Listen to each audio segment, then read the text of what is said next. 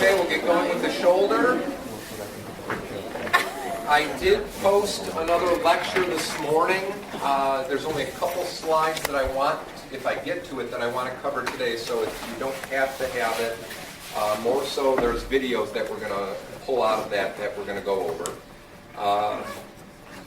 Lab schedule is a bit off now, so the midterm is going to be off a week, but the final will still probably be at the same time.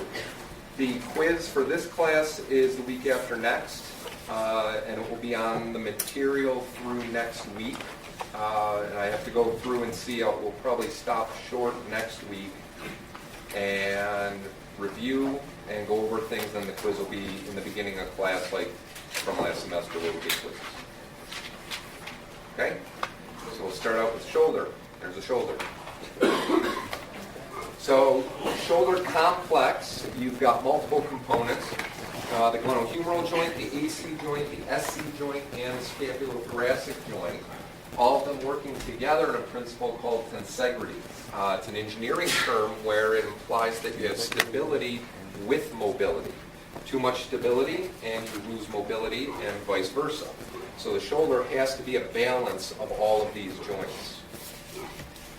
When we look at each individual joint, we have the SC joint, clavicle, and the sternum with the ligamentous construct, the costoclavicular ligaments holding it together. Not often injured.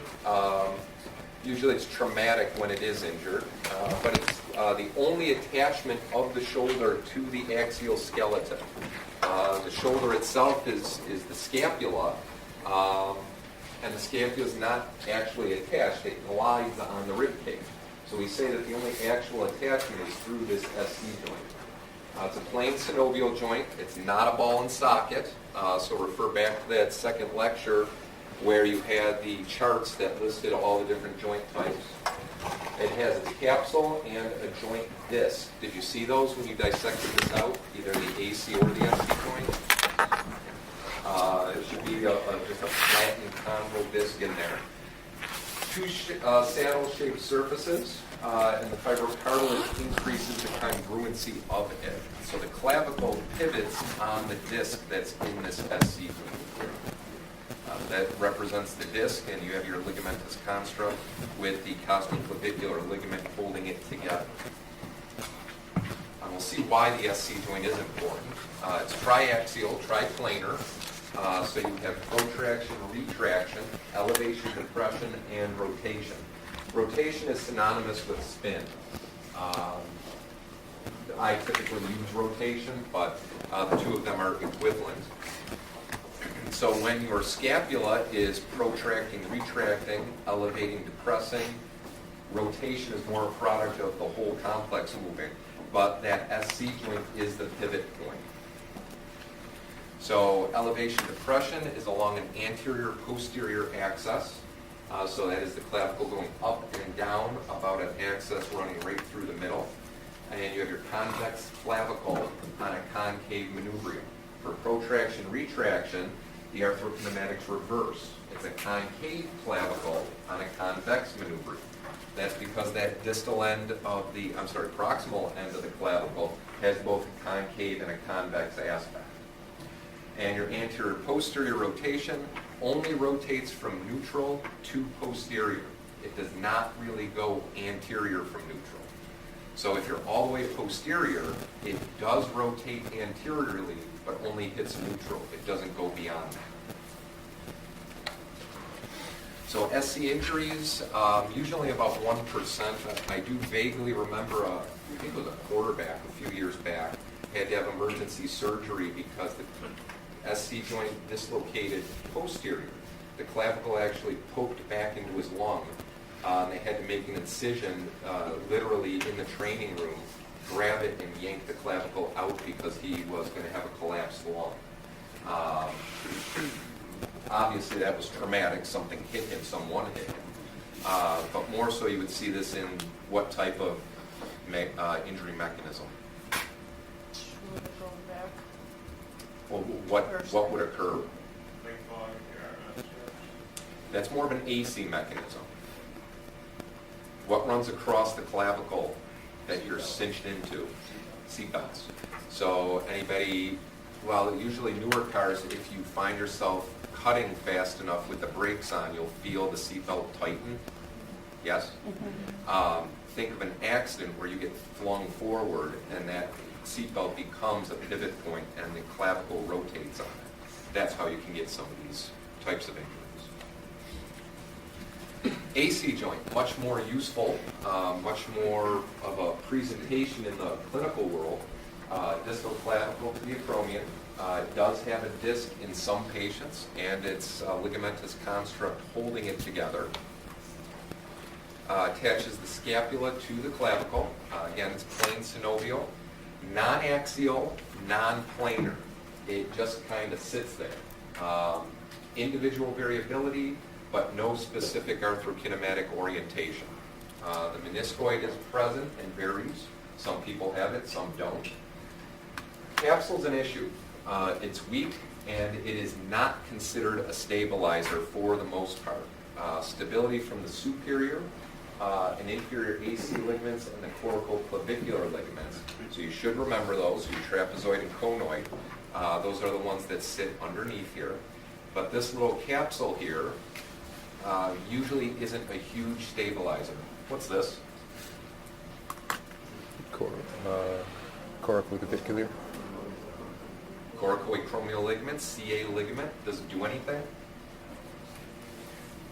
Stabilization, how? Louder? But what does it stabilize against? It is static, it's a passive structure, but what does it block? Superior dislocation. It is thought to, known to in some cadaveric studies, eliminate or prevent superior dislocation. It's rare, and actually clinical studies have never demonstrated it. It's all cadaveric studies. So if we get in here, well, I'll cover that when we cover the AC joint. It'll make more sense after we get through all. Superior AC joint, the capsule is stronger than the inferior due to the aponeurotic fibers from the deltoid. So you get blending of that deltoid attachment up to the AC. What does that imply for injury and surgical influence? If the superior is stronger and the clavicle is known to dislocate in which direction at the AC joint? Superior. Which ligament do you want to keep, the inferior or the superior? That portion of the capsule. Superior. So do you want to incise the superior aspect to take out the degenerative AC joint? No. It's called a Mumford procedure, and it was commonplace. You'd see patients come in with an incision, open it up, and they literally take a chisel and just hammer off the end of the clavicle. That's not done much anymore. Usually it's done arthroscopically from the underside of the joint with a debrider where they just shave upwards and cut off the end. Superior joint resists movements due to anterior application of force on the distal clavicle. This would be your reaching out on an extended arm, where the load comes up through and it pops the ligament and the clavicle shoots up in the air. Or in Aaron's case, it just breaks into brittle pieces. Corticoclavicular ligaments limit superior and inferior motion. Anybody here have an AC dislocation?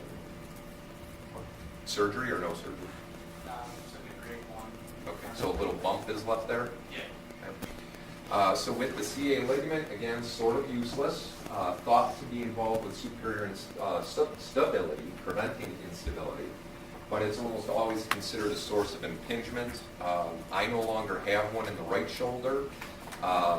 What's going to impinge on this?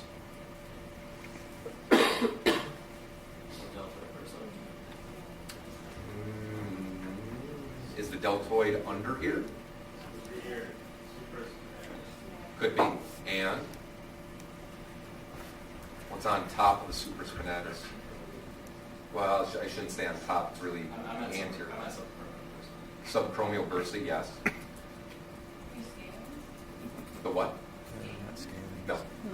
Scalenes are not anywhere near there. What runs up into the joint attaches to long biceps tendon? That's a big one. That's almost a key all-the-time source of impingement for the bicep.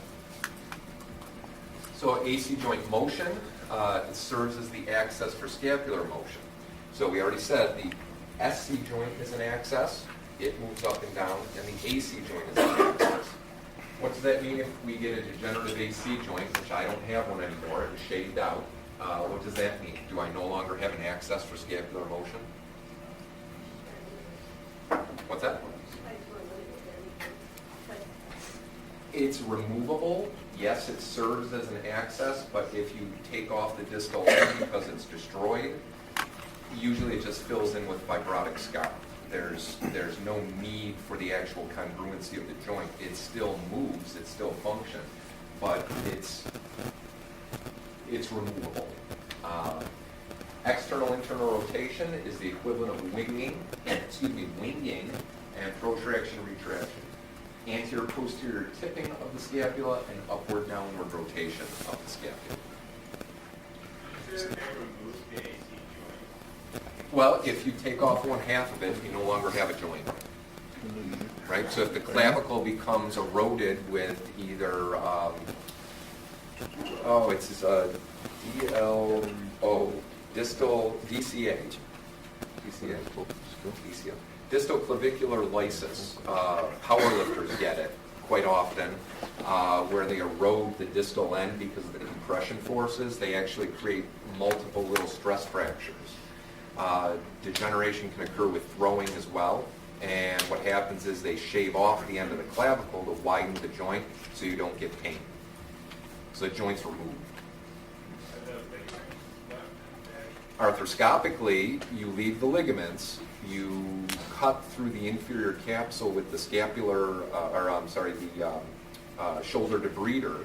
You cut right up into the underside, shave it off, and the only thing you violate is the inferior capsule. So all the other ligamentous parts remain stable. So external rotation, internal rotation, or winging. This is where your scapula comes off the back of the ribs with the glenohumeral joint externally, internally rotating. External rotation, scapula moves medially, also considered retraction. So you have multiple layers of motion here. Internal rotation, the scapula moves laterally or protraction, and we have a vertical access through the joint. So when you're reading through this, keep looking at the picture and you'll see which way the scapula is moving. So external rotation of glenoid fossa, internal rotation of glenoid fossa. And, well, all of you can do it. If you're winging, you're just doing this. Right? So if you roll your shoulders forward, you're protracting, the scapula lift off. When you retract, you're pulling them back. But it also occurs with external rotation, you're retracting, internal rotation, you're inherently protracting. Does that make sense? Sort of? Read through it. You've had this all. Dr. White told me he did all this with you. Tipping and tilting. So tipping is looking at the scapula going up and down, right? Coronal access through the AC joint. Scapula needs to maintain contact with the curve of the thorax. What holds this on? Subscapulars.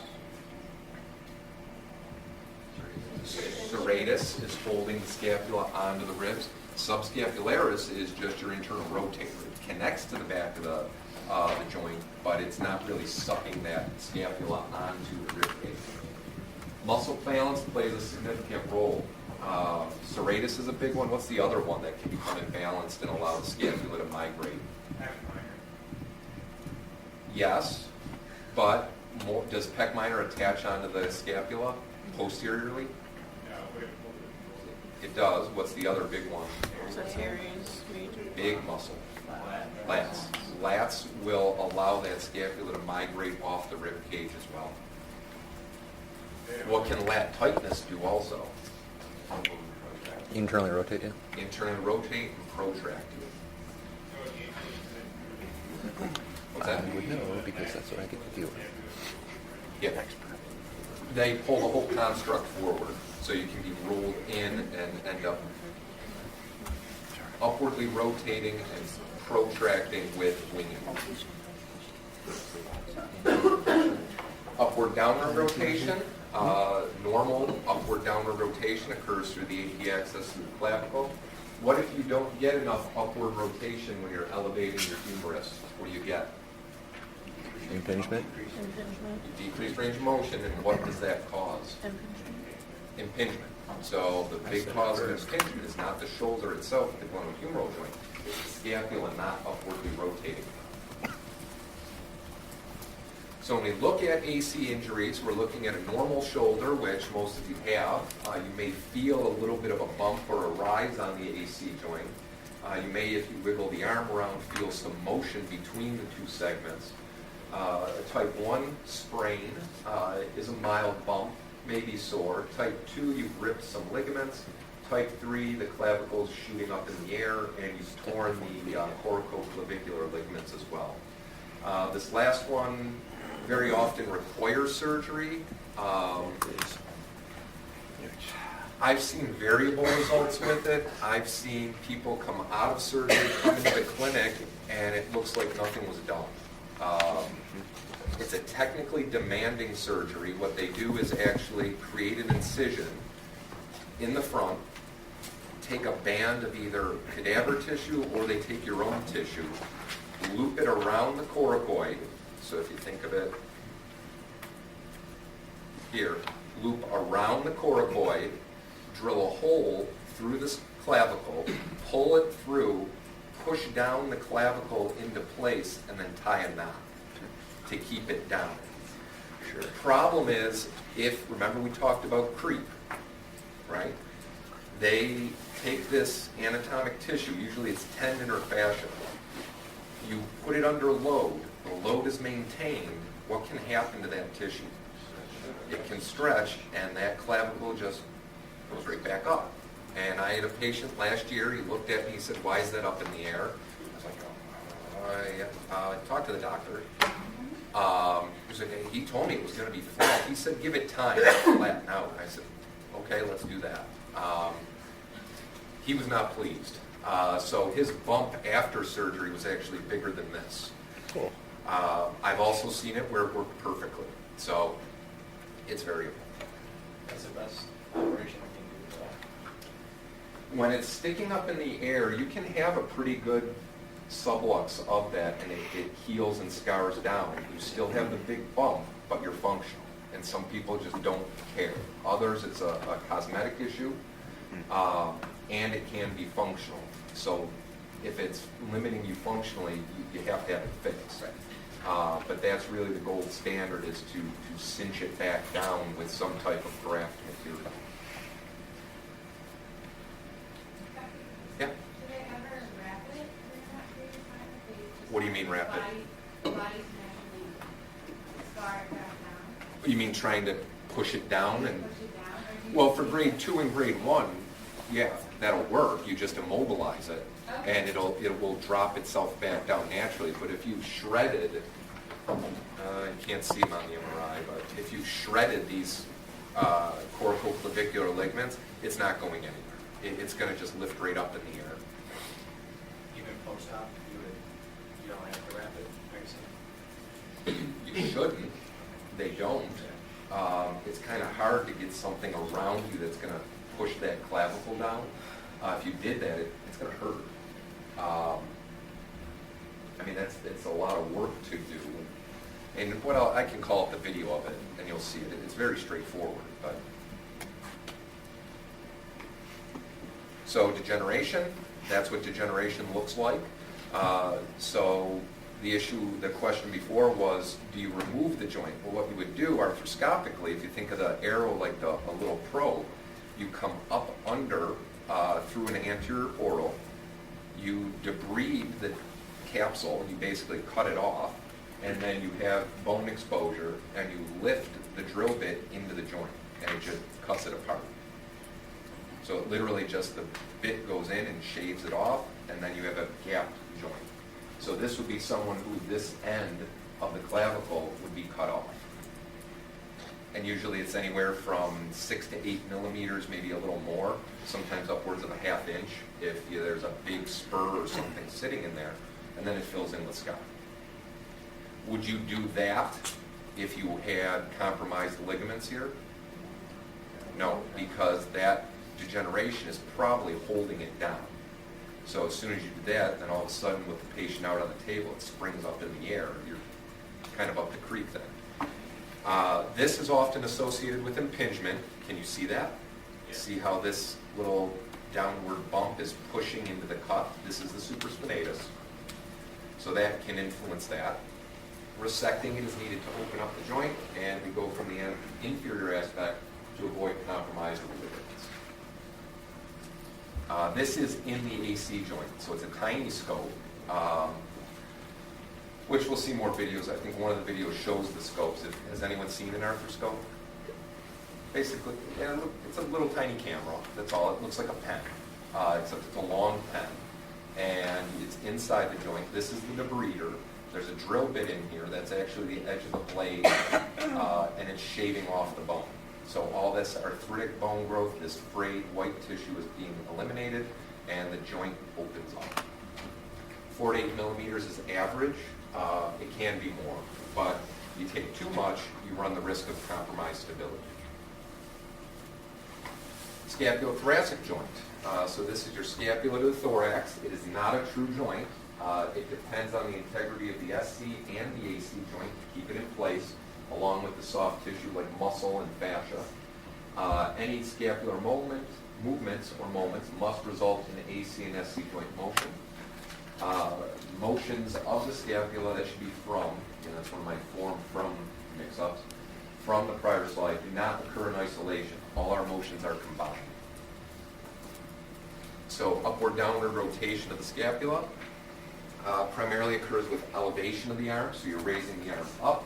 The scapula has to upwardly rotate, about 50 to 60 degrees available, and we get 2/3 posterior rotation of the SC joint with 1/3 elevation of the clavicle. So we elevate the arm, our clavicle is rotating at the SC joint, and it's elevating as well. Tipping is also present, so elevation depression consists of tipping. So when we elevate, you can see the arrow for elevation. This pinkish, whatever, it's purple up there. Me on this screen is pinkish. It elevates when we're elevating the arm. And protraction, retraction occurs as well. Not so much with elevation. It can if what is occurring. What's a big source of impingement, we said? Well, posture. What's a non-anatomical deformity source of impingement? Could be. Well, that's anatomic. Think of movements. What's not moving properly if we're impinging? The scapula. If the scapula is not moving properly, you could have muscle imbalances, which could be pecs, pec minor, lats, serratus. If those are imbalanced, say one tight, one loose or lax, you're going to get concomitant protraction, retraction with these abnormal movements. So when you're seeing patients like this, and you will see a lot of them, they are constant, and they all say the same thing: hurts when I raise my arm up, hurts when I sleep on it, can't lift my arm up into the cupboard. It's always impingement. It's almost always some type of muscle imbalance, and the older the patient, or athletic related, some type of anatomic deformity. But you can get this mixed motion.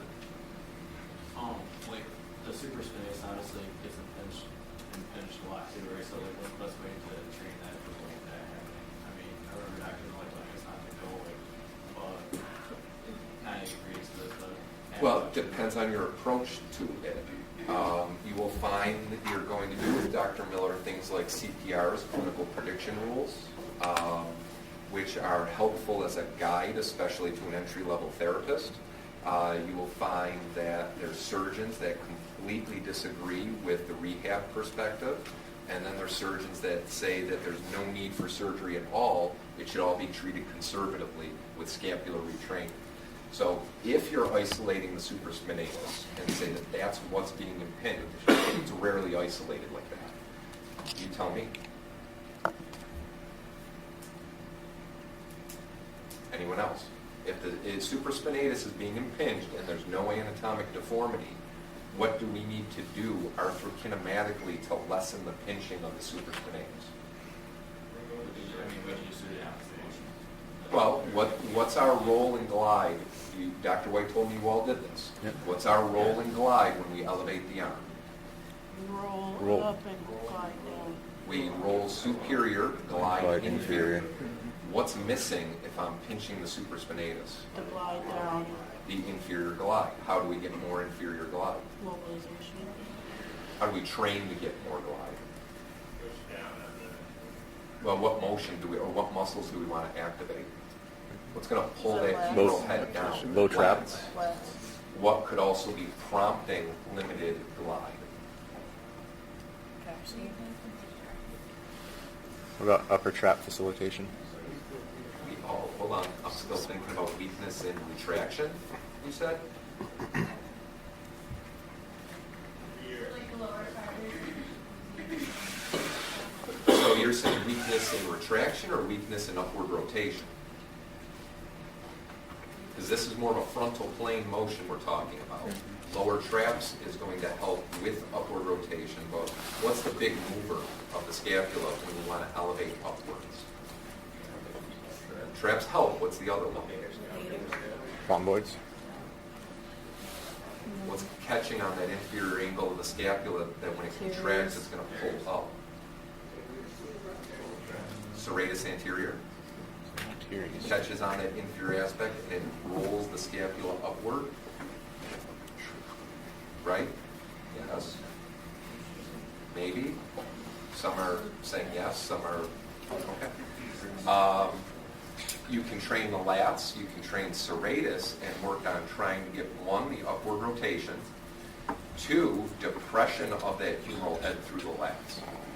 But do you want to just start burning them through elevation with weights and keep doing it? No. You're just going to impinge more. And if you're told that deep friction massage lessens inflammation due to impingement, you don't do it on like every person who comes in the door.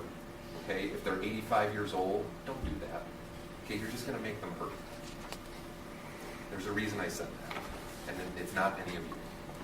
Just remember that.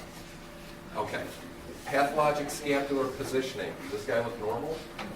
No. So winging, muscle imbalance, or long thoracic nerve injury. This is a story. I have lots of stories. A fellow went in. He was a CO, corrections officer, and these guys get hurt all the time. And he tore his labrum. Went to one doctor. The doctor scoped it, did a decompression, but didn't do the labor repair. Came out of surgery and he says, my arm's still hurting. He goes, yeah, you had a labor repair in there, but I couldn't fix it. And this was a general orthopedist who did not, in the South House, not affiliated with any of the sports med groups, not an upper extremity orthopedist either. And he says, I don't know why he didn't fix it. You know, I know why he didn't fix it, because he didn't know how. I didn't tell the patient that. So I referred him over to UB. He went to a revision specialist who said, yeah, your pain's from this labral tear. It was a slap tear. He has another surgery. He comes out of surgery, and the day of surgery, he's at home. He calls the hospital back. The surgeon gets in touch with him. He said, my scapula is sticking off out the back. I can't hold my arm down. So he goes in, sees the surgeon the next day, and comes into us and says, yeah, he was real blasé about it. He says, I must have nicked the long thoracic nerve. Well, let's see how it turns out. His was worse than this. Think of your scapula pointing almost perpendicular off the rib cage. He had no control of the inside musculature, and the surgeon's response was, well, I've seen this one procedure done where we'll take a portion of your pec tendon I'll run it posterior and I'll screw it into the scapula so that when you raise your arm up, it'll pull the scapula down. It's called a pec tendon transfer. And I said, you didn't agree to that, did you? And he said, no. I said, how many did he say he's done? He said he watched it once. What a piece of shit. He was a very grumpy person, and rightly so. He was upset, and he actually, I think, ended up going to Cleveland for another consult. But I think it ended up being that he needed neuro rehab and neural stimulation to try and trigger the long thoracic nerve to start working again. I don't know what happened to him. He disappeared. But that's a bad surgical terrified about doing surgery now. So when we see anterior tipping in a pathologic sense, the inferior bump is the inferior angle of the scapula. This is generally due to poor posture, muscle imbalance, and poor neuromuscular control. You see this frequently. Males, females. What age range are you going to see this in a lot? Teenagers and pre-adolescents. Sick scapula represents scapula, inferior coracoid, and dyskinesis. This is a faulty positioning of the scapula with tightness from the pecs, specifically pec minor, and weakness of the interscapular muscles. You see it in throwing, baseball, football throwing, javelin throwing. That's where you see it most often.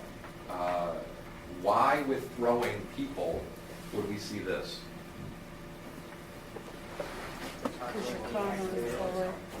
Your follow-through is coming forward. Follow through, what was the other one? Pecs are taking over the job of the muscles. What? The pecs are taking over the job of the muscles in the back. Sort of. Think of the throwing motion. You bring your arm back here, what has to propel you forward? Pecs are going to contract. It shouldn't fully be the pecs, but they propel you forward into the acceleration phase. They get overworked. And one of the problems with throwing athletes, particularly at the high school level, you will see, and probably some of you, I haven't paid close attention, but you have all seen these people in the gym where they go into the gym and all they do is bench press. Bench press, biceps, anterior deltoid. And they walk around like this. They're just rolled in. And you see they almost have their hands facing posterior. And if you tell them to try and wind up to throw a ball, you get this. They cannot externally rotate all the way back into a winding up phase. So that's the equivalent of a sick scapula. Scapular winging, prominence of any border away from the thorax, dysrhythmia, presence of aberrant movement. That's hard to pick up. You would have to see video of the person and slow it down to watch what their scapula is doing. And again, common in throwing athletes. The drooped shoulder, you can have a dropped shoulder without the abnormal positioning. That's very likely a case of somebody who is a chronic thrower. You see them being depressed on one side. Glenohumeral joint, my favorite. Ball and socket joint, it's synovial. 3 rotations. We've got external and internal rotation, flexion, extension, ABA deduction. 3 translations, AP, ML, and superior inferior. And we have poor congruency. It is not a stable joint. It's susceptible to degenerative changes. Why?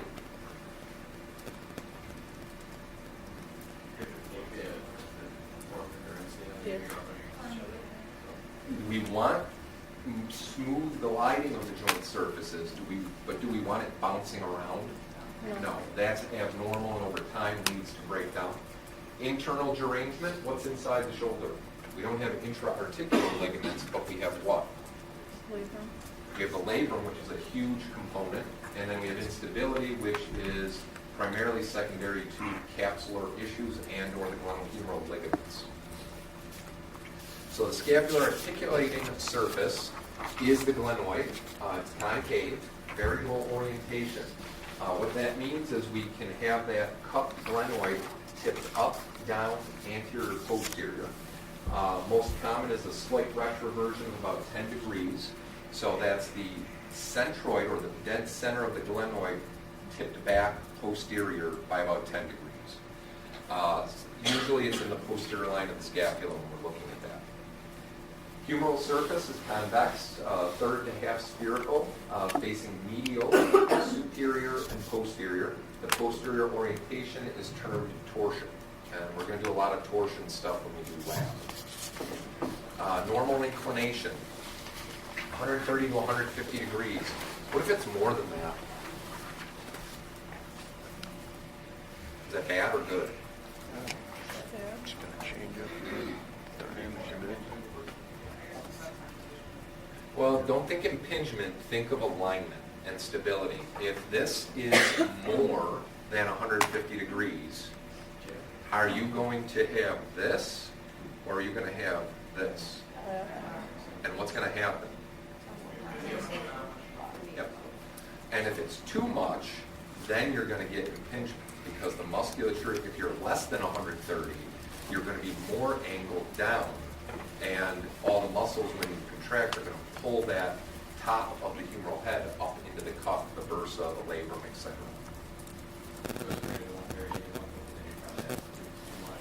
You're not going to have good congruency. Yeah. Greater than 130 to 150 is the equivalent of hip dysplasia, where you're not anchored into the joint, you're just kind of free floating in space. Posterior orientation, we want a little bit of posterior orientation, but what if too much posterior orientation is present?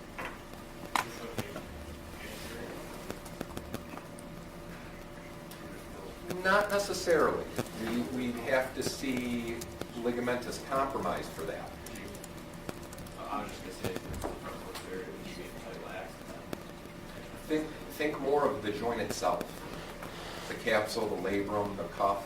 What's going to be more pressured if it's facing posterior? The posterior components. Are you going to have, if it's already facing posterior, are you going to have the same amount of posterior glide?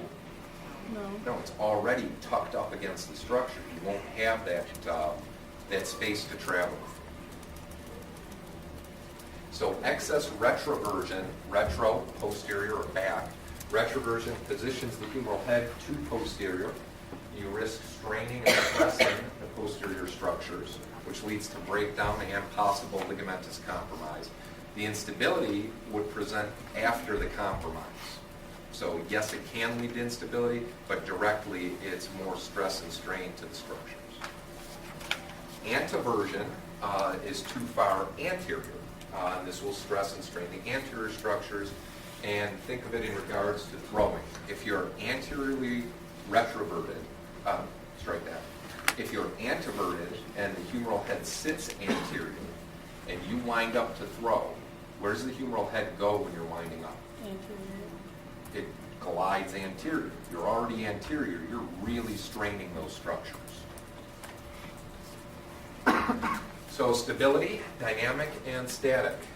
Static support circumferentially from the capsule and the thickenings. Did you see the thickenings in your cadavers? Did any cadavers have actual separate ligaments? Some of them do. Some people have it.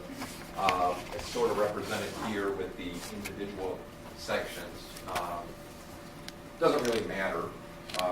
It's more of a definitional term than anything.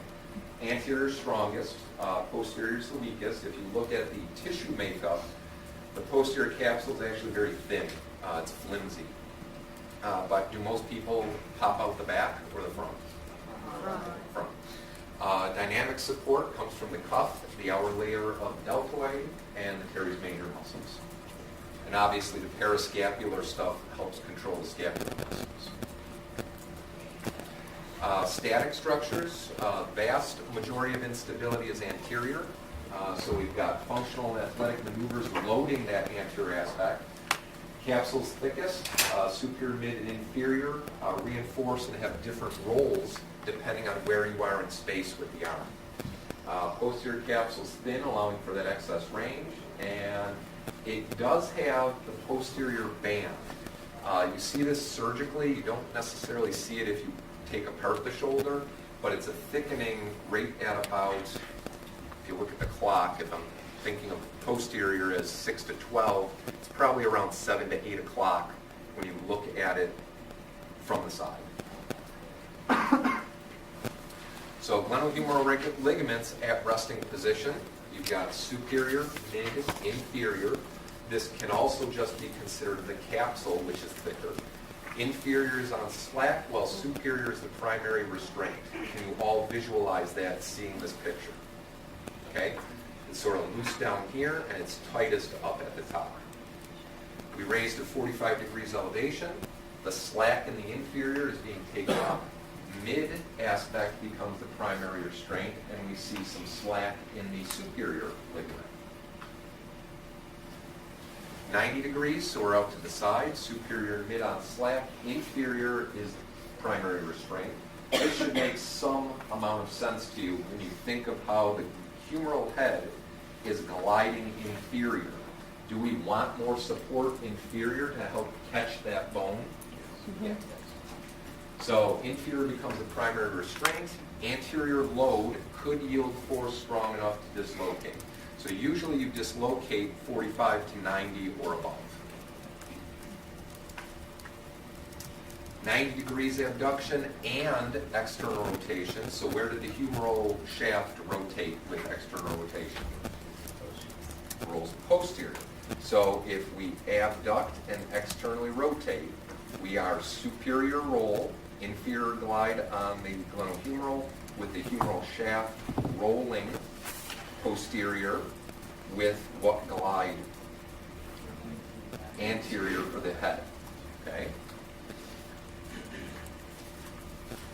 Posterior views show the axillary pouch and the posterior band inferior complex. What's in the axillary pouch? What runs sort of parallel and bound into the capsule?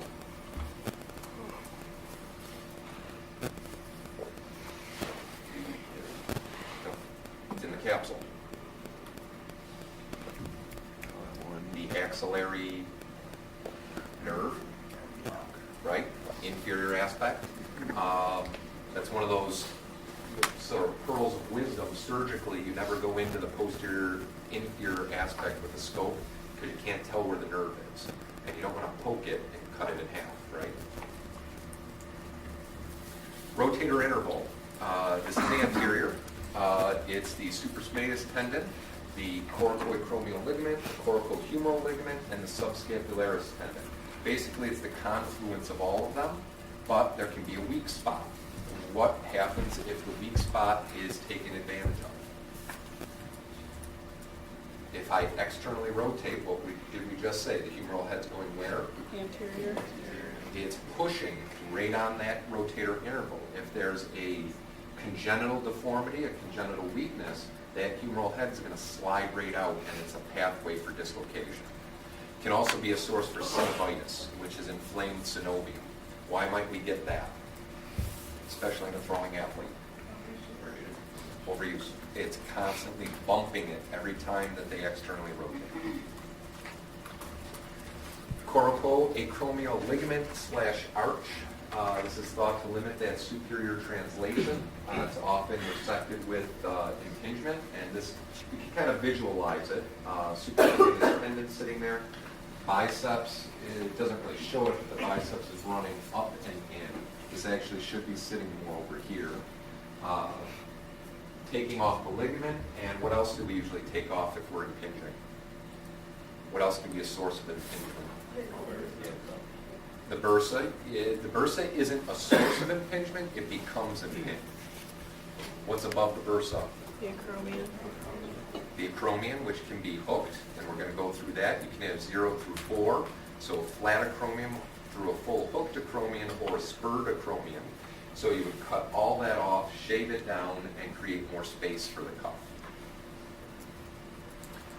So more on stability. Ligamentous structures, stabilization is low when less than 90 degrees elevation due to the superior capsule ligament being tight. Bony geometry is a factor. I already talked to you about the alignment, anteversion, retroversion, or inclination.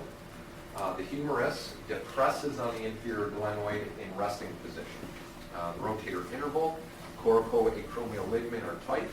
coracohumeral ligament are tight, and the downward vector of pull of the humerus compresses the head into the glenoid. Does that sound familiar? We did that in lab. If the glenoid is rotated downward, inclination, the above process fails. It does not work. So there's our vectors. We've got a downward vector pulling down through the shaft of the humerus. We've got force of the rotator interval and capsule structures. Now in our labs, we're not diagramming static structures. We're only doing forces from dynamic structures. But you do have forces from static structures. The resultant ends up pulling that humeral head onto the glenoid. So visualizing that and thinking about the inclination or the retroversion anteversion, you can see you really need an interplay of soft tissue that's static, dynamic, and the bony geometry. So the labrum. How many people have torn their labrum? Any surgery? No? Surgery? Okay. Anterior or posterior? Okay. How? Getting popped back. So fibrocartilaginous ring around the glenoid. So this is, the glenoid is that golf tee with the golf ball sitting on it. The labrum makes the golf tee bigger, deeper. Suctions that humeral head in. It is a key component of posterior stability. Depending on who you read, and a lot of cadaver studies dispute this, but all of the clinical studies support it, all the surgical studies. So the labrum, with repetitive overuse, can flatten. What did we say about fibrocartilage? Does it have a blood supply? No? How does it get nutrients? Diffusion. Incubation. Imbibition, squeezing and releasing. So that implies what about it? Is it sort of viscoelastic, right? And if you squeeze it enough, is all the water going to come out? And is it going to flatten itself and squish down? Yep. Eventually, you do that enough, it won't restore itself. It won't fill back out. So overuse leads to flattening deformity of the labrum, and it can allow the humeral head to translate posterior off the lip of the glenoid. Once you restore the normal labral position, regardless if it's flattening or not, you will resolve the instability.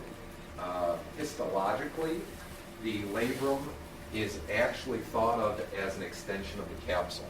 It's not really considered a true freestanding fibrocartilage structure, although grossly everybody says that. When you look at it histologically, there's a transition zone that it's more ligamentous than cartilaginous. So this is a posterior labrum. This is the glenoid. That's the portal coming in. That's probably posterior top, just under. If you reach behind your shoulder and you find the tip of the acromion, drop your finger right below it. That's the portal axis. That's a soft spot. So that's a probe coming in. This should be attached here. So this is bone. This is labrum. That's capsule. Same tear extending down to 6 o'clock. So if you look at the clock face, top of the clock at noon is the top of the shoulder. 6 o'clock is the most inferior portion. So this is looking down inside the joint. This is that most inferior aspect. That's torn all the way off. So you can see how now there's nothing preventing that humeral head from slipping off the back. Now look at the repair. This is the repair pulling that labrum back onto the bone. And what does this create? Sort of a speed bump. Can you visualize that? That now there's a bumper on this. It's wrapping around again from where it was torn off. It's now situated back onto the lip of the glenoid. So now the humeral head, when it's suctioned in there, is going to hit that labrum and be stopped from translating posterior. And we'll see a video of that as well. Negative intra-articular pressure, what's that about? Suction. You get suctioning. What happens if you violate the capsule? What if you rip the anterior capsule? Do you lose suction? Yes. Yep, that air pressure / fluid pressure, it's not air, it's fluid, it releases. So you don't have that anymore. So you lose that intra-articular pressure. You're relying strictly on the support of the structures. Increase the need for static and dynamic supports. Dynamic stability. So now we're looking at muscle. How does muscle create stability? I gave you the vector diagram with just the force load of soft tissues that pull downward and pulling the humeral head onto the glenoid. Now we're looking at specifically the deltoid, which has a low attachment point, more on the humeral shaft proximally. Deltoid, supraspinatus, pulling this way. Gravity is G, pulling down, and the two create the resultant vector that pulls that humeral head onto the glenoid. So if your supraspinatus deltoid is dysfunctional, are you going to have proper motion? No. Doesn't mean you're going to dislocate. More than likely, what's going to happen if you're not getting the proper angled pull from the supraspinatus and deltoid? Impingement. What's going to happen? Everything's gonna move superiorly. Say it louder. Everything's gonna be pulled superiorly. That's right, but say it now biomechanically. Arthrokinematically, tell me what it is. Turn the sound up. Damn.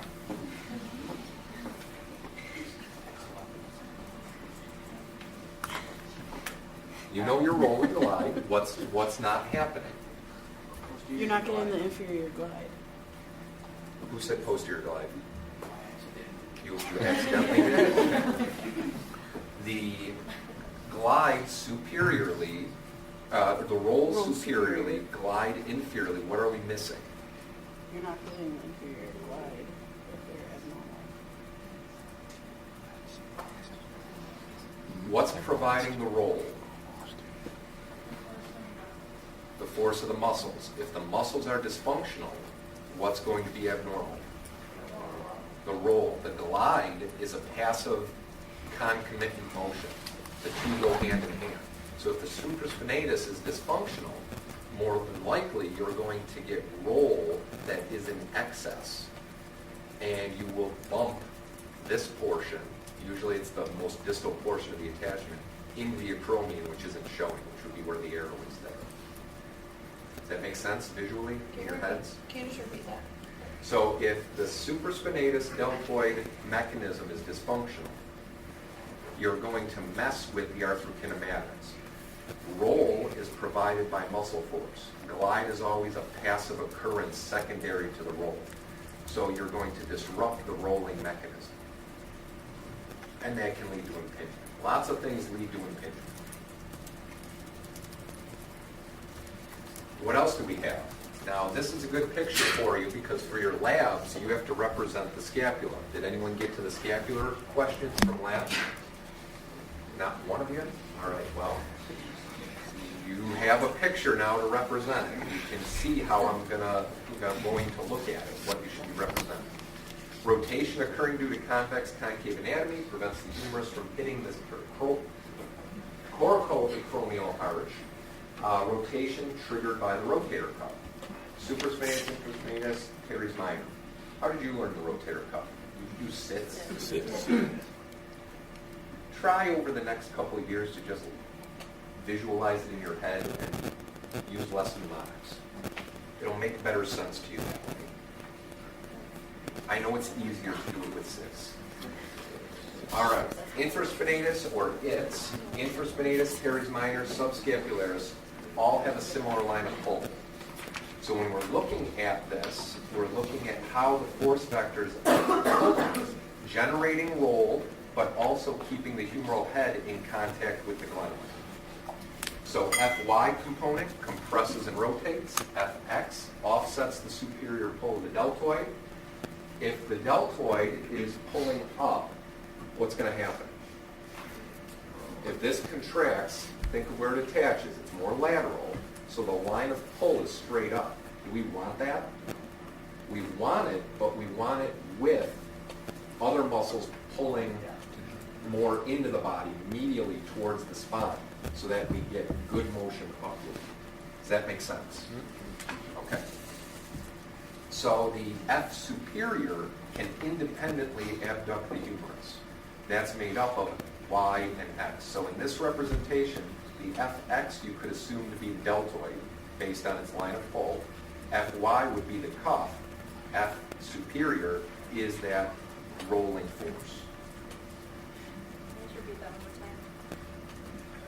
time? About the diagram, About the different muscles, so FX is that. Fx could be represented by the deltoid because its line of pull is straight up in this position. Right. The deltoid runs straight up. It doesn't change until you get out here, where now the line of pull is medial.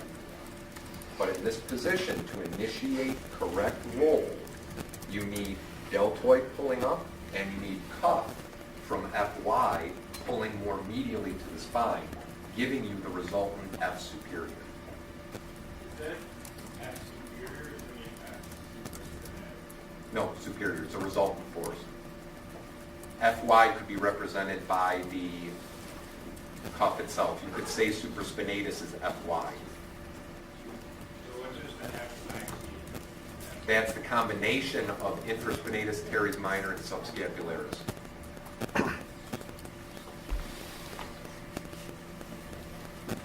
So maybe this works better for you. F deltoid pulling up, rotator cuff pulling this way. Is that more clear? Okay, there you go. Okay, so dynamic and static stabilizers.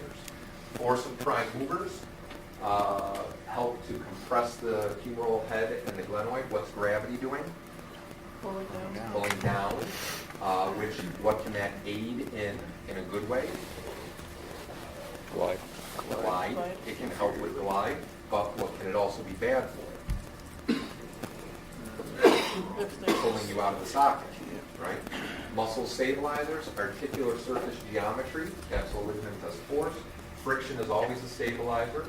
We have joint reaction forces, that negative intra-articular pressure, and malleable. Glenohumeral motion. Review your arthrokinematics. Convex, moving on a fixed concave surface. Roll and glide R. Opposite. Opposite, and when you have it concave on convex, same. Remember that. Go back to that rule every time. You will see these questions on your exam and quiz.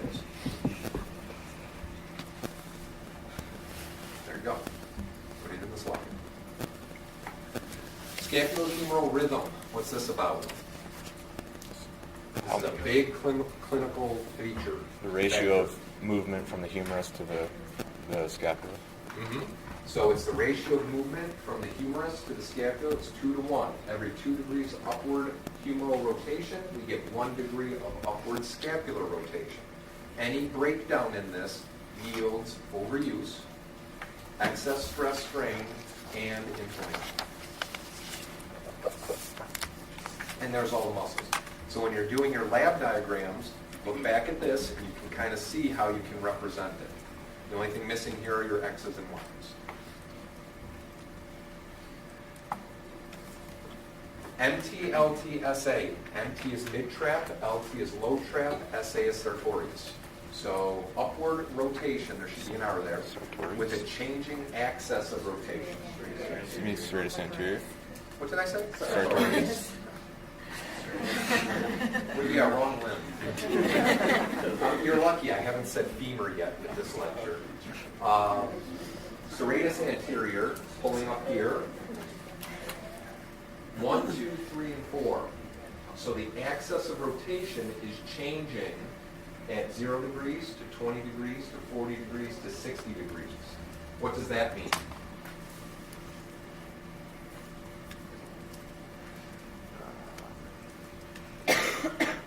Is the changing axis going to mess with moment arms?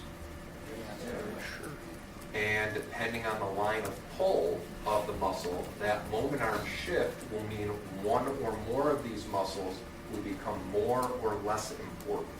We're not going to really get into the specifics of it, but that's what's happening. Does the angles increase with the moment arm increase? As the angle increases, the moment arm just changes from position to position. Because remember, it's not one scenario, I should say scenario. The scenario is it's more than one joint.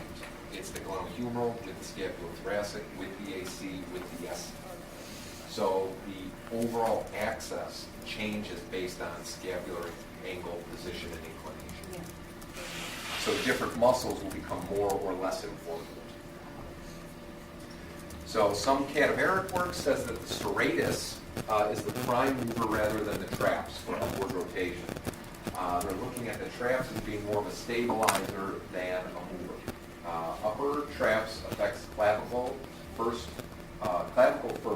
then the scapula second. So what does that mean? What if we're lacking clavicular motion? You don't get scapular. Or the clavicle is somehow compromised, which if the clavicle is not able to move, the clavicle at the AC joint is the access for scapular motion. Are we going to impair scapular motion? Yeah. So when you're thinking about this, you see someone with impingement, you have to look at each of these things. That's why we do range of motion. We can see where the limits are and then work backward to say, well, could be clavicular, could be AC, could be muscle, could be scapular. You will learn through experience over time that more often than not it's muscular, but you know how to rule out those other problems with differentials. Mid-traps initially upwardly rotates, but the moment arm decreases, lessening its force. And that goes back to this scenario here. Low trap thought to have a smaller moment arm than originally believed, so it yields less upward rotation and is considered a stabilizer. So once you put this all together, the shoulder is viewed as a layered dynamic joint. Everything has to be working appropriately, otherwise you get into trouble. It's sort of like a stone in your shoe. You can keep going, but what happens eventually? You break down and you get pain and irritation. Same thing with the shoulder. On to some injuries. Ooh, videos. Hold on.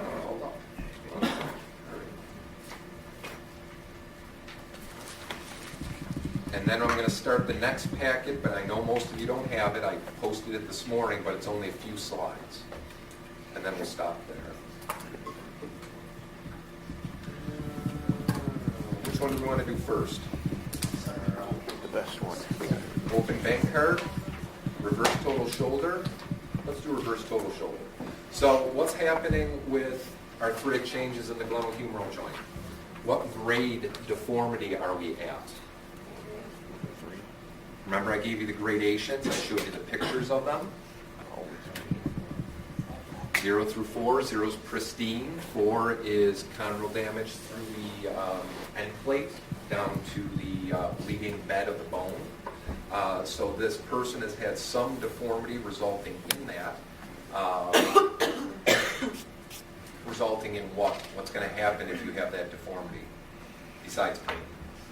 Destroy the joint surfaces. The what? Honorman. As I say, you already have the joint surfaces are destroyed, so you don't have a... Do you have normal motion? No. No. Are you going to have normal muscle function?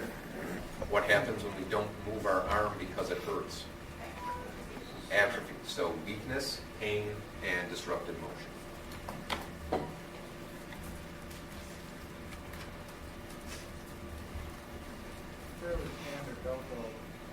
Is that loud enough? No. Was inserting onto the medial ridge of the bicipital groove. Here's bicipital groove over here. Music. This is fairly standard deltopectoral approach. So it's And there you anterior. can see the fibers of latissimus inserting onto the medial ridge of the bicipital groove. Here's bicipital groove over here. Here's our 10 reamer.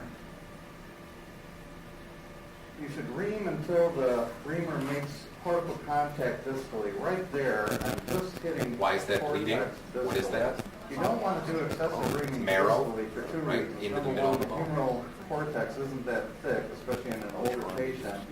Number two, you don't want any distal fixation. You want all your fixation being metaphyseal fixation, so you really don't want to get as large a device distally as possible. That's all arthritic breakdown. That's that grade 4 lesioning, lack of the smooth surfaces. I don't care about it. So we stop until we barely make cortical contact distally, and that's the size we go with. So we're going to go with a 10 reamer. And we're going to save this for bone graft. So it's a 155-degree neck shaft angle cut. You can see here, fairly smooth cut. And we're going to take our guide off. If you want to get exposure superiorly, put the sharp home up above, it's up above the superior glenoid tubercle, and that gives a pretty decent exposure of the That's the entire glenoid. glenoid. So it has multiple holes. So- in it, What's the recovery after this? Quick.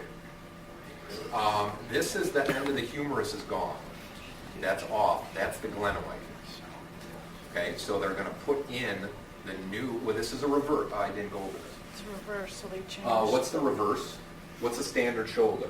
We recreate the anatomy, So concave it's, glenoid, convex humeral head. Reverse, They switch you it put the up. ball on the old glenoid and you put the socket on the humeral head. Why does that matter? It changes your, the biomechanics, the rolling glide changes. What changes arthrokinematically? The rolling glide. Now we're concave on convex. Slide glide are the Roll and same. glide are the same direction, which is mechanically easier. What don't you need with rolling concave on convex? Do you need inferior glide? No. Nope. So people with compromised rotator cuffs do very well with this surgery. You can have a completely shredded rotator cuff. The deltoid will get you that motion back. I think we're restricted though because Well, any shoulder replacement, normal or reverse, is restricted, but they become very functional. is it still triplanar? Yeah. Oh yeah, they can externally rotate. They can do everything. They just have a little bit less of it. Actually, these work better than traditional. Is their stability pretty good in the? Well, what did they have to cut through with an anterior deltopectoral incision? So think of the end of your deltoid. The pecs are right there, so that's deltopectoral. To get into the joint, what did they cut through? Hopefully. No, they just move the biceps to the side. They don't cut it off. The what? What provides stability to the joint? The capsule. So when this is closed, you have to do a capsulorrhaphy and tighten it back down. As long as that's done appropriately, the joint is stable. Plus, with a replacement joint, you're creating solid congruency. It's not made to be loose. It's made to be dynamically tight. super gold. And that gives us pretty decent exposure of the entire glenoid.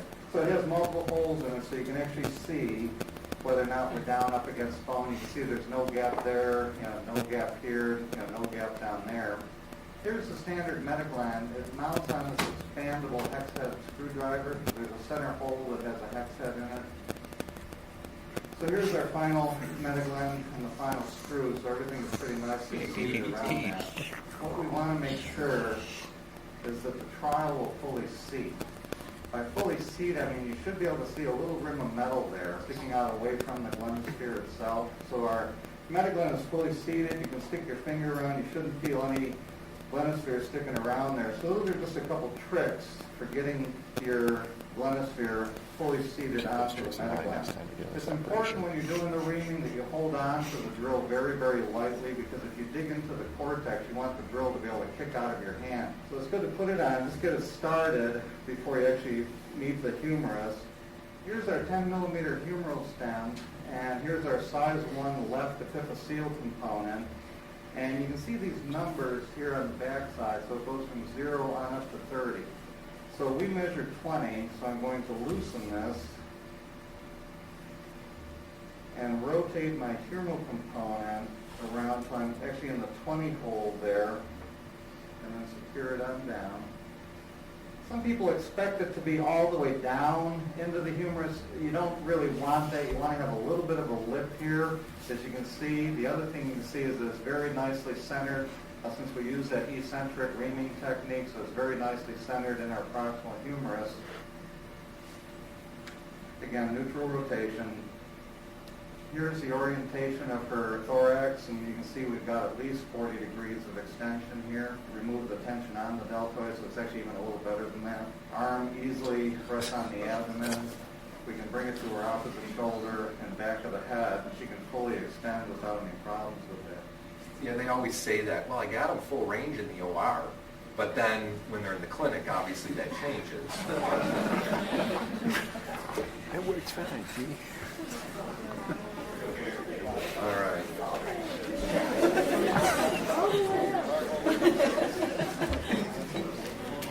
That's actually really cool. Okay, let's do an open bank cart repair. So this is the compromised anterior capsule. The superior, mid, inferior glenohumeral ligaments have been stretched, torn, ripped apart. Labrum most likely torn off.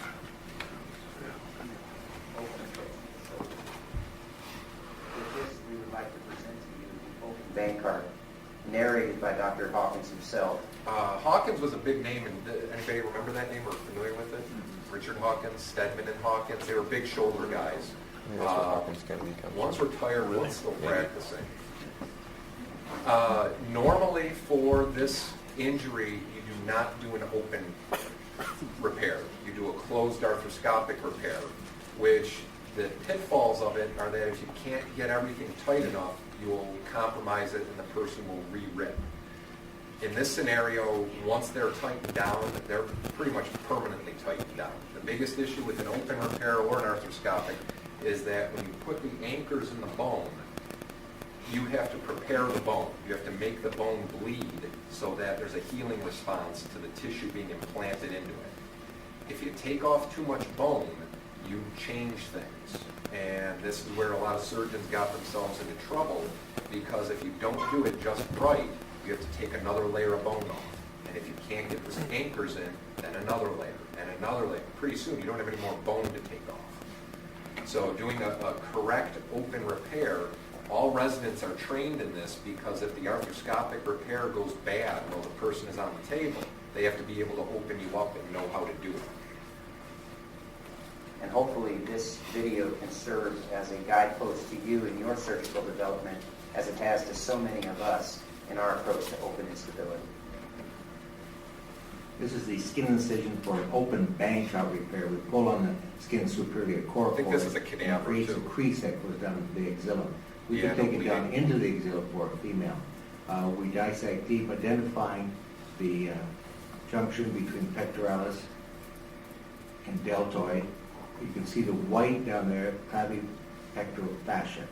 We put a retractor up underneath the coracoacromial ligament and take our comp retractor to free up above the supraspinatus and infraspinatus at the back, free it all up so that we can get in a deltoid retractor.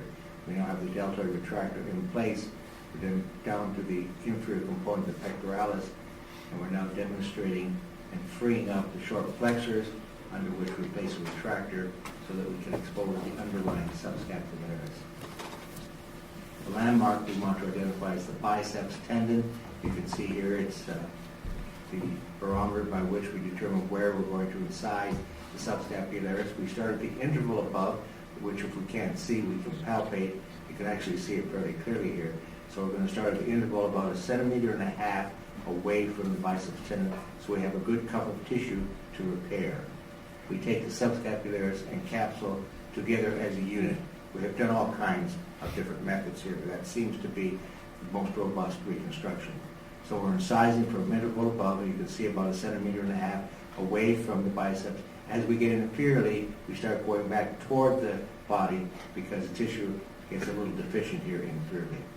So we're freeing up, and we're going superiorly up the interval to create a flap of tissue. You can see here we've actually got the interval capsular tissue identified. You can see the subscapularis well defined. So that's the middle glenohumeral ligament, which we see arthroscopically. We put stay sutures in the subscapularis and capsule together, one superiorly and one inferiorly, to set it up for the subsequent closure of the reconstruction. You can see here the subscapularis, which we retract now and identify the Bankart lesion if it's present deep. We have a humeral head retractor. This is one that Dr. Carter Rowe designed many years ago.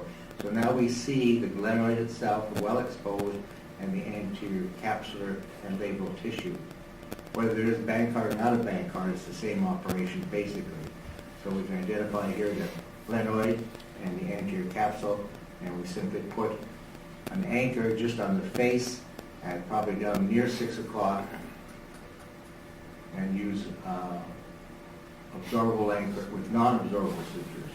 We put in usually 3 anchors, and you can see here just where we're positioning these with the drill, and single loaded anchors. This is our third one going superiorly at about 2 o'clock. Single loaded 2 just o'clock, means 2 4 strands o'clock, of 6 suture. o'clock. Doubles, you may 4 want to drill. strands, So now you can triples, see the 6 strands. undersurface of the capsule, the subscap. We just retract over the weight because we want to grab some capsular tissue along with some labral tissue for our closure. How much capsular tissue we grab depends upon the amount of instability in the patient, its degree, and the size of the labral tear. Here we're demonstrating with a suture on one end of the capsule tissue, and here we are with a lasso type passer that we're coming through capsule and through labrum, and then put our suture in and pass it through. So now we have an inferior suture through the capsule and labrum, a mid suture, and this is a superior suture, which demonstrates this a little more effectively, going through labrum, and you can take a second bite through capsule rather than a second bite through labrum, should there be a good amount of labral tissue. So we simply tie this down. We're showing tying the capsule down to the anterior glenoid rim. And we've now got a good closure. One could consider mattress sutures here. These sutures have not been a problem in the joints that we've found. We shouldn't use wire sutures, of course, but these are non-absorbable, fairly secure, fairly soft sutures. So now we have our Bankart type of repair, which was capsular mostly in this case. So now we have to put the subscapularis back to where we detached it. We have to carefully position this because we want to be sure that we can get the interval above closed. We mustn't take too much capsule in our dissection, or we'll have difficulty getting the subscapular capsule back from where we incised it.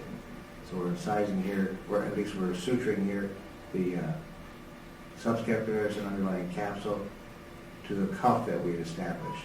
You can see here there's an interval above that, but we're going to be able to close that fairly effectively. So we usually put in 3 sutures, repairing the subscapularis and capsule to the detached cuff of tissue. And that gives us a fairly secure closure and perhaps adds a little bit to the stability. But the main operation has been done as a modified Bankart operation we did, repairing the capsule particularly inside the joint. So we've got well interfered here, and you can see the interval above. We use the interval as a titer. If we want to achieve more stability, we do a big interval closure. If we think we have got appropriate stability, then we don't have to do so much of an interval closure. We do, however, need to close the interval, or potentially that That's could the be rotator superior interval migration time to if close it's up. deficient. So in this case, we assess the translation of the joint. We've determined already that we want a reasonably robust interval closure here. So we're achieving that now, and you can see the tissue allows us to prepare the supraspinatus and capsule to the subscapularis, which is a true interval that Neil originally described. We're just now putting in a few final sutures here to be sure we have a secure closure. Our post-op rehab protects the subscapularis because we don't want too much external rotation early for fear that it will come apart. So we about 6 weeks keep the patient fairly quiet, 3 weeks no shoulder work, and then 3 weeks of gradually increasing motion, protecting the subscapularis. There you go. Now, No problem. Don't need med school for that. Surgery is on what kind of injury? anterior dislocation, so the compromised ligaments and or labrum. Technically, a Bankart is when the labrum tears off, but if the labrum's intact and just the ligaments tear off, it's the same procedure. You just don't use the labrum in the repair, you just get the ligaments back together. Yes, the capsule, remember I said they kind of blend together. That was hard to see the differentiation there. They were sort of geographically saying, well, this is mid, this is inferior, this is superior. Is that arthroscopic procedure easy? Well, we're going to see it right here. It's a posterior, and this is a decompression cut. Let's do this one first. First, we point out the ACT. Next, we point out the forefoot, an important landmark in shoulder surgery. Now we point out the anterior lateral border of the acromion, the lateral border of the acromion, and next we palpate our glenohumeral joint. Our fingers grasp the humeral head. We next confirm the joint line with a spinal needle, And when it slides in easily, we use a scalpel, make our incision through which we will insert the arthroscope. We use a metal blunt cannula and insert this through the posterior capsule into the joint. We then place our camera through this cannula, and then we turn on our water supply. We are in the joint and immediately create an anterior portal in the rotator interval with the spinal needle. We are lateral to the cord. We make an incision and then insert our plastic cannula. You see the orange tip coming through the tissue. We use this cannula to pass instruments in and out of the joint. We start our diagnostic exam with the shoulder. Humeral head is to the right and the glenoid is to the left. This is the anterior labrum, a little tattered but not detached. We slide into the axillary pouch. We then bring our camera up the back of the glenoid, and now we visualize the long head of the biceps. We again focus on... So to visualize this, the camera's in the back, looking forward at all the structures anterior. So she was down low, and now it's coming back up to the top. Our anterior labrum, and just to the right, the thick band of tissue is the middle glenohumeral ligament. Beneath the cannula was a subscapularis. We next use our shaver to debride and smooth the rough edges of the anterior labrum, which shows some degenerative tearing. We next maneuver our shaver above the long head of the bicep to the area of the rotator cuff tear. We pause here. The anterior supraspinatus is torn and slipped immediately into the glenohumeral joint. Torn edges to better evaluate our tendon tear. Now, as we continue with the shaver, you clearly see the defect of the tendon much better as we progress.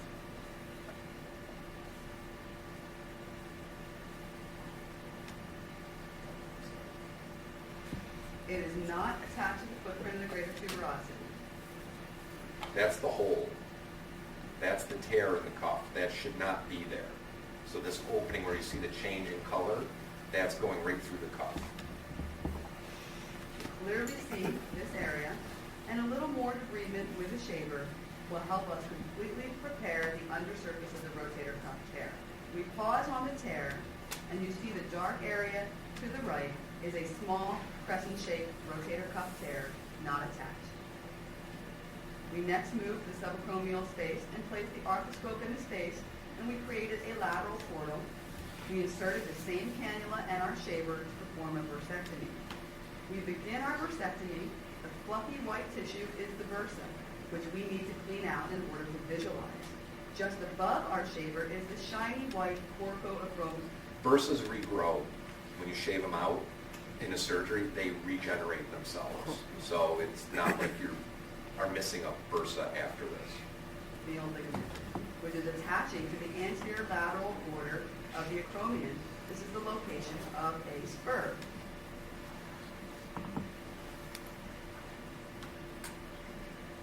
We next bring our cautery device, which ablates soft tissue and is also capable of stopping any bleeding from the bursa. Our shaver is then used again in the lateral gutter of the subacromial space. We must clear out this bursal tissue, which is covering the bursal side of our rotator cuff tear. To the right of our shaver, the pink tissue is our deltoid. When our bursectomy is complete, we see our small rotator cuff tear. We must then prepare the edges of the tear and the underlying bone for the rotator cuff repair. The shaver is actually inside the tear in the glenohumeral joint, and then lightly removing soft tissue from the underlying bone in the greater tuberosity footprint. We need a bleeding surface for the tendon to heal to. Here is a nice view of our 1 centimeter supraspinatus tear. The underlying yellow surface is the bone of the tuberosity. We must now localize the correct angle of approach for our anchor. In the subacromial space, we confirm the spinal needle location. We make a nick in the skin and insert our punch to make a pilot hole for the anchor. We find the correct spot in the tuberosity, and then we mallet this punch down to the black line that lets us know how far to go. Once our punch is all the way down, we insert a tack to prepare the bone for the anchor. The small yellow globules you see are fat from the bone. Once the tap is seated, we can remove the tap, knowing our bone is prepared, and we are ready to place our bioabsorbable anchor, which you see here. We place it at the same angle of approach into our prepared pilot hole. We seat the anchor at the black line again, and then we pull on these sutures to assure the anchor is well seated in the bone. We next must create an accessory portal, again with a spinal needle, make a skin incision, and then we insert another slightly larger black cannula you see here. We then use a suture retriever and retrieve our first suture through the cannula. This is our suture lasso, a metal device for shuttling suture through the tendon. We place it in the subacromial space and pierce the rotator cuff tendon medial to the tear, assuring a good healthy bite of tendon. We come out through the tear with a lasso, which is cannulated and produces a wire loop, which we take out our accessory anterior portal. The suture awaits, we place this in the loop, and we shuttle this back through the rotator cuff tendon, as you see here. We again use our retriever to take a blue and a white suture out our anterior cannula again. We repeat the same step with our suture lasso, holding onto the edge of the tendon for tension. We pierce the tendon medial to the tear, produce our lasso, and again we retrieve this lasso loop out our cannula. We shuttle our two sutures through the tendon. Our grasper retrieves the last white suture and takes it out our anterior cannula. We again pierce the tendon medial to the tear, posterior to our other sutures. We produce our lasso and pull this again out our anterior cannula. We put the suture through the loop, you see this here outside the body, and then we pull the suture through the loop and again into the subacromial space, shuttling this through our rotator cuff tendon. All four sutures are now through the tendon, and we must grasp corresponding sutures to tie our knots. Here we took two white sutures. Outside the cannula, we are tying a special sliding knot called the SMC knot. By pulling on one end of the suture, we now slide down into the subacromial space our knot. Anybody fly fish here? Anybody fish? Have you ever tied a Tennessee slider? It's the same thing as an SMC knot. They took all the knots from fishing, basically.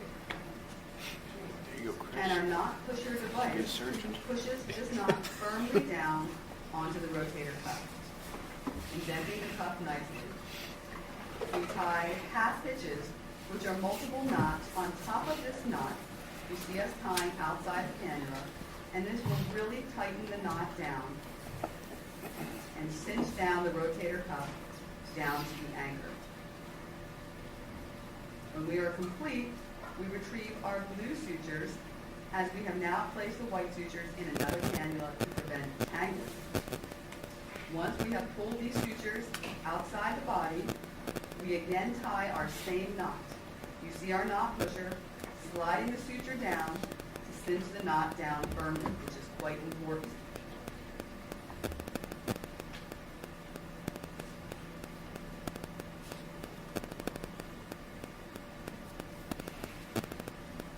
We next prepare for our lateral anchors.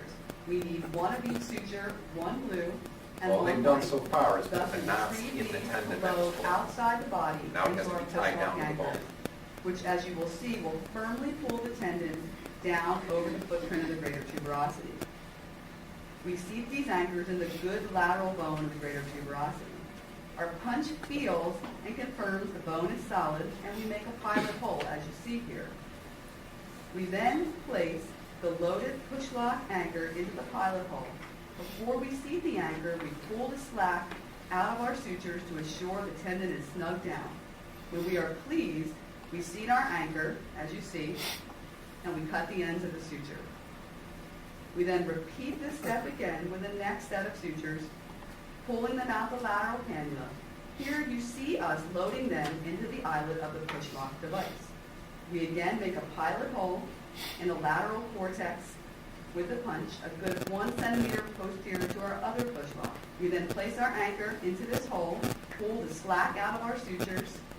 When we are satisfied, we seat our push-lock anchor. So this is a suture These anchors bridge. give us an See how the interference sutures fit for create the like suture a little line. path They or a bridge effectively across create a the double tear. row rotator cuff repair without needing to place. And what does that imply? Thinking of your healing tissue. You can suture two ends together down into that prepared bone, which is going to create a better healing response. The bridge pushing it down, you get a greater footprint of healing than just trying to tie the two ends together. You tie the two ends together, which is what they did back in the 80s and 90s. You have to immobilize for 6 to 8 weeks to allow that to scar down. If you mobilize that arm beforehand, it's going to rip. More anchors in the small greater tuberosity footprint. Here's our final repair viewed from the lateral quarter. See how the sutures are all tied immediately in the tendon, and the ends are pulled over the lateral aspect of the tendon to this lateral row of anchors. The tendon is pulled flush over the greater tuberosity footprint, increasing the surface area for tendon healing to bone. We internally and externally rotate the arm, and you can see a solid repair that is quite stable.